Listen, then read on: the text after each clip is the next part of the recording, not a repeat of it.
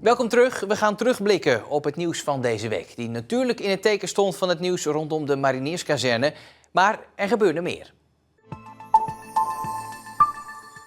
Het Openbaar Ministerie wil dat een 23-jarige man uit Domburg 4,5 jaar de cel in moet. Hij wordt verdacht van het doodschudden van zijn 4 maanden oude zoontje. De zaak komt aan het rollen als de politie in mei 2016 een melding krijgt dat er een 4 maanden oude baby is opgenomen in het Sophia Kinderziekenhuis in Rotterdam. Hij heeft zwaar lichamelijk letsel en er is vermoeden van kindermishandeling. Een dag later overlijdt hij. Uit sectie op het lichaam van het jongetje blijkt dat hij overleden is aan geweld. De vader wordt verdacht van doodslag. Dat de inhoudelijke behandeling van deze rechtszaak 3,5 jaar op zich heeft laten wachten, komt door de vele onderzoeken die nog gedaan moesten worden. Zo wilde de advocaat van de verdachte nog getuigen horen en een contra-expertise naar de doodsoorzaak van de baby laten uitvoeren. De rechtbank doet over 4 weken uitspraak omdat er meer tijd dan normaal nodig is om alle stukken goed te bestuderen.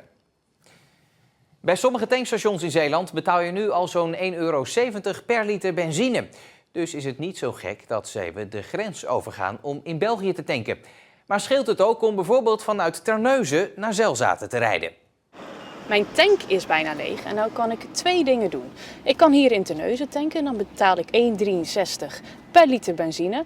Of ik kan doorrijden naar Zelzaten. Daar is het goedkoper, weet ik. Maar dan moet ik nog wel zo'n 20 kilometer heen en 20 kilometer terugrijden. Loont het dan ook echt om daarvoor om te rijden?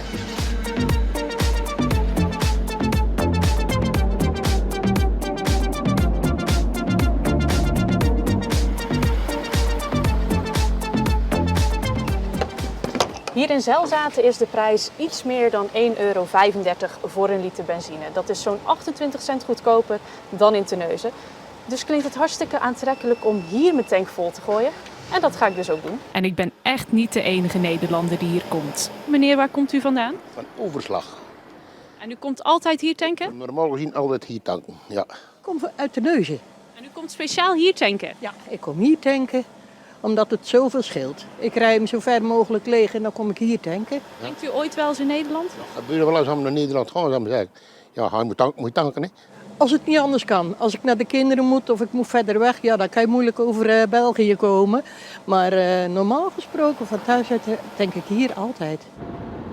De tank van de auto zit weer vol. Ik heb zo'n 50 liter benzine getankt en daarmee bespaar ik €14. Maar daar gaan nog kosten van af, want ik ben natuurlijk van Terneuzen naar Zelzaten gereden en van Zelzaten weer terug naar Terneuzen. Als je die kosten eraf trekt, ja, dan hou ik toch nog €10,31 over. Dus het is echt de moeite om zelfs van Terneuzen naar België te rijden om je tank vol te gooien. De donkere kant van het internet trekt ook in Zeeland nog steeds jongeren aan. Al een paar jaar neemt het aantal aangiftes van sexting toe. In 2017 kwamen er 67 meldingen binnen bij de politie Zeeland-West-Brabant. Afgelopen jaar was het aantal gestegen naar 120. Het project Kwetsbaar Online houdt zich ermee bezig. Kwetsbaar Online is een initiatief van geestelijke welzijnsorganisatie Emergus. Het doel ervan is om de online veiligheid van Zeeuwse jongeren te bewaken. Want ook al is het internet een prachtig iets, de donkere kant ervan is altijd dicht in de buurt. Zo is er risico op gameverslaving en kunnen pikante beelden die eigenlijk privé zouden moeten blijven, toch op het internet terechtkomen en zelfs tot chantage leiden. Dat heet dan sexting, sextortion of wraakporno. Met vaak geestelijke schade voor het slachtoffer tot gevolg. En daarom zijn de afgelopen 2 jaar bestuurders, leerlingen in het basis- en voortgezet onderwijs door Kwetsbaar Online gewezen op de gevaren. De komende tijd zijn zorgverleners en jeugdhulpverleners aan de beurt. Ik denk dat dit een moment is waar we het net ook over hadden van laat je die mobiel bepalen wat je doet of bepaal je zelf wat je doet. Er zijn een aantal maatschappelijk werkers, er zijn mensen die werken als intensief thuishulp, heel divers, en een jongerenwerker. Heb jij het idee dat je nog wel iets kan leren online? Absoluut. De online wereld van jongeren is continu in beweging. Dus er is altijd weer wat te leren. En ook om te kijken waar jongeren op dit moment actief zijn. Wat je vandaag weet, dat is morgen alweer verouderd. Dus ik denk dat het goed is om dit te blijven herhalen. Iemand haat geven is dus een excuus om te zeggen wat je vindt. En of dat nou genuanceerd is of niet, dat maakt niet uit. Ik ben het kwijt. Als deze mensen straks aan het eind van de dag de deur uitgaan, wat moeten ze dan weten? Nou, moed is een groot woord, maar ik hoop dat ze in ieder geval het besef hebben dat ze morgen misschien op een andere manier aan de slag moeten. Dus dat ze morgen actief vragen gaan stellen aan jongeren. Waar ben je mee bezig? Hoe was het online? Wat zijn de goede dingen online? Wat zijn de risico's? Elke hulpverlener zou eigenlijk zo'n cursus moeten doen? Ja, dat vind ik wel. Ja. Joke en Nico Valk uit Ierseke moeten hun huis verlaten. Alleen zo kan de gevaarlijke zanddijk bij hun huis veiliger worden gemaakt.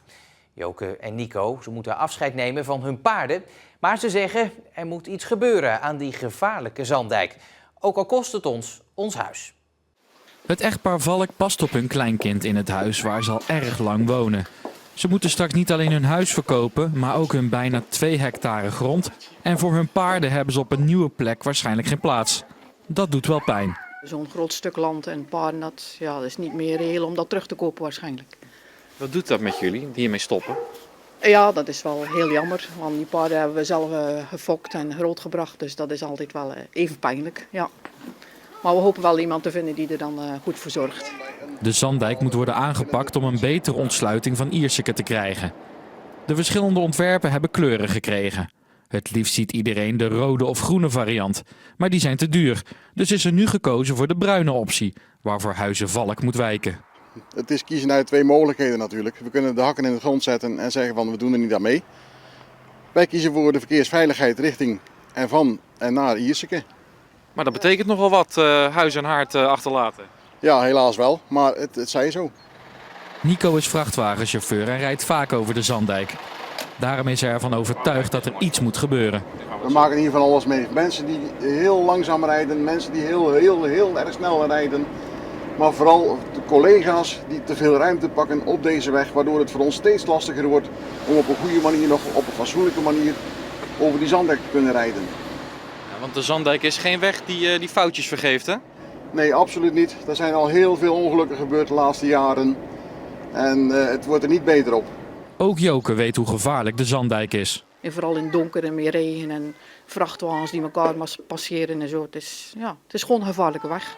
Een hoop ondernemers en bewoners van buurtschap Het Kaasgat zijn tegen de bruine variant. Zij hopen dat het plan nog wordt gewijzigd. Laat één ding duidelijk zijn. Wij hebben begrip voor de mensen van Het Kaasgat. Maar, nogmaals, verkeersveiligheid, het is een groot goed. Maar het kan allemaal nog wel even gaan duren, maar wat u betreft niet snel genoeg. Wat mij betreft, dit jaar de spaan op de grond in. Of het uiteindelijk de bruine variant gaat worden is nog niet duidelijk. Het Rijk is nog bezig met een second opinion waarmee ze naar de verkeerssituatie kijken. Het echtpaar Valk hoopt snel op duidelijkheid, zodat ze kunnen gaan zoeken naar een nieuwe plek om te wonen. De megakerk die in Ierseke komt zou helemaal niet meer nodig zijn. Het aantal kerkleden loopt terug, melden bronnen. De huidige kerk in Ierseke zou daardoor groot genoeg zijn. En tegenstanders van de enorme kerk hebben meer pijlen op hun boog. Want hoewel de Raad van State al oordeelde dat de kerk er mag komen, wordt er toch weer een kort geding gestart. Nu kijken de bewoners van de Steeweg in Ierseke nog uit over de weilanden. Maar straks staat hier een enorme kerk met een toren van tientallen meters hoog. Een beetje vergelijkbaar met die in Waarden, maar dan dus groter. Omwonenden die tegen zijn, durven niet voor de camera. Straks gaat er een steenworm eruit. Die lui zijn bloedfanatiek. Op zondagen zullen hier in Ierseke 3 keer per dag honderden auto's af en aanrijden. Voor de kerkdiensten van 9:30, 2 uur 's middags en 6 uur 's avonds. Vanwege die verkeerssituatie willen omwonenden de bouw van de kerk toch tegen proberen te houden. Met een kort geding. De wethouder die heeft verkeersmaatregelen toegezegd en die zijn nog steeds niet genomen. En de omwonenden die hebben er ook geen enkel vertrouwen in dat dat afdoende zal zijn. Kun je dat argument nu nog aanvoeren? Want dat is toch ook al behandeld tijdens de zaak bij de Raad van State? Nee, niet in die mate dat we dat nu niet meer kunnen gebruiken. Opmerkelijk genoeg zijn er inmiddels ook in de gereformeerde gemeente zelf geluiden dat de nieuwe megakerk er niet meer moet komen. Dat zou te maken hebben met het teruglopende ledenaantal, waardoor het huidige kerkgebouw best kan blijven staan. Het ledental neemt al 3 jaar af en je ziet het nu per maand minder worden. Je kan nu al in de kerkbanken gaan liggen tijdens de dienst. Maar als je dat zegt, ben je een afvallige en praten ze niet meer met je. Ook deze reactie van een lid van de gereformeerde gemeente is anoniem, uit angst voor problemen. Gemeenteraadslid Andries Jumelet van de ChristenUnie bevestigt dat binnen de gereformeerde gemeente discussie is over de nieuwe megakerk. De mensen die uiten zich niet zo makkelijk daarover. Dus als je de mensen daarnaar vraagt, dan hebben ze wel een mening. En er zijn natuurlijk zeker leden van de kerk die daar natuurlijk een duidelijke mening over hebben. Maar die willen toch graag anoniem blijven dan. Ja, spreekt u ze? Regelmatig, ja. En wat zeggen ze dan? Dan zeggen ze dat ze het heel erg vinden dat er op deze manier gehandeld wordt. Want er is inmiddels ook een probleem met de financiering, meldt een ander kerklid. De bouwkosten zijn door de vertragende rechtszaken volgens hem opgelopen tot zo'n 20 miljoen. De kerk heeft zelf al 16 miljoen bij elkaar, maar er is dus nog een gat van 4 miljoen euro. Laatst werd er een oproep gedaan aan iedereen in de kerk om toch nog extra te geven om die 4 miljoen bij elkaar te krijgen. Als dat niet lukt, moet het geld geleend worden, waardoor de kosten nog hoger uitkomen. Terwijl de kerk krimpt en we het nieuwe gebouw dus glad niet nodig hebben. En als je mijn persoonlijke mening zou vragen, dan zou ik zeggen van wat jammer, wat zonde dat ze zoveel geld gaan uitgeven voor zo'n nieuwe kerk. Terwijl de kerk niet meer groeit, maar eigenlijk krimpt. Want je hoort ook geluiden van dat elk jaar het ledenaantal toch wel afneemt. En ga je dan nu zo'n hele dure nieuwe kerk bouwen? Dat zou toch zonde zijn. Een gevarieerde werkvloer met een goede verdeling tussen man en vrouw, maar ook als het gaat om verschillende etnische achtergronden of seksuele voorkeur. Het is niet voor elk bedrijf even makkelijk om dat voor elkaar te krijgen. 6 bedrijven in Zeeland hebben tot nu toe het zogenaamde Charter Diversiteit ondertekend. Daarmee geven ze aan een stapje harder te zetten om meer diversiteit op de werkvloer te krijgen. De samenstelling van de maatschappij verandert. En daarmee zou ook de samenstelling van de mensen op de werkvloer mee moeten veranderen. Dat is in het kort het idee achter de campagne Diversiteit in Bedrijf. Om te laten zien dat ze er echt werk van willen maken, ondertekenen de bedrijven de laatste jaren het zogenaamde Charter Diversiteit. In Zeeland hebben 6 bedrijven Charter Diversiteit getekend en dat betekent 6 van in totaal 205 bedrijven. De 6 Zeeuwse bedrijven verschillen soms in details als het gaat om diversiteit. En ook de resultaten van hun ambities variëren. Ik wil dolgraag bakker worden en het liefst bij Zeelandia. Ik ben begonnen met een prokelstage en dat is uitgelopen na een stage. Iedereen vindt het fijn om mensen verder te helpen. En Ronald vindt het ook heel fijn om de mensen die hem begeleiden weer te helpen. Wij geloven er heel sterk in, om verschillende redenen. Een van de redenen is sowieso dat er zoveel materiaal is om te laten zien dat bedrijven die diversity en inclusion goed hebben, dat die beter presteren. Douterneuzen heeft al een gevarieerde etnische samenstelling, maar streeft daarnaast naar de inclusiviteit van onder andere mensen met een andere seksuele geaardheid. En heeft daarvoor netwerken opgezet en ambassadeurs aangesteld. Omdat ik mij ontzettend kan ergeren aan onrecht. Ik heb een hekel aan onrecht. Zolang ik me kan herinneren ben ik al lid van Amnesty International. Het omkomt voor de rechten van de mens.